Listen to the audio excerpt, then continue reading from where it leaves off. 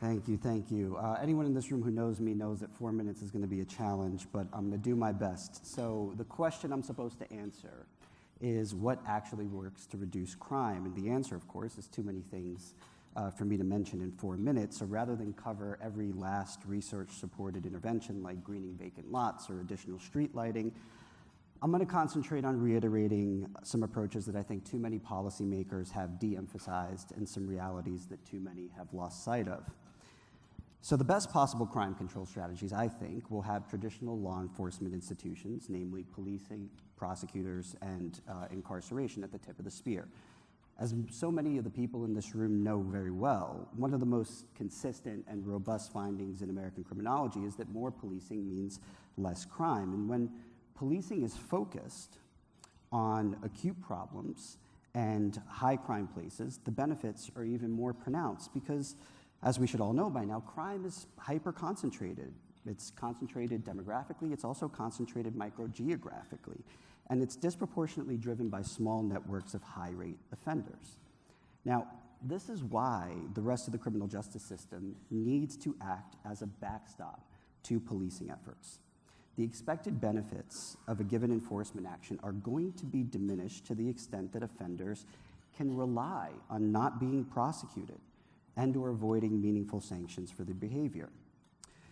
So, we must not lose sight of the benefits that are associated with meaningfully incapacitating high-rate repeat offenders in particular, particularly given the fact that we don't really understand how to rehabilitate them at scale, as we covered in the last session. As much progress as has been made on the violent crime front over the last few years, and especially since the 1980s and 90s, the reality is that there remains a lot of low-hanging fruit to be picked.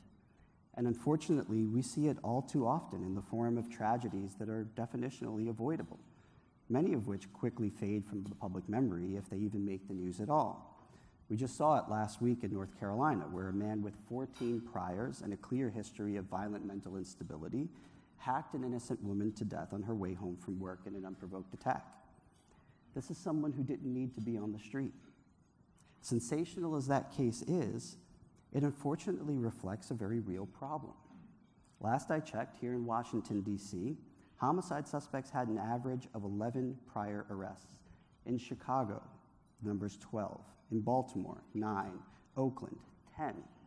We can and should do more to incapacitate the most prolific offenders, wreaking havoc on communities that are dealing with rates of violence that no one should have to endure and that I suspect most of the people in this room would never tolerate.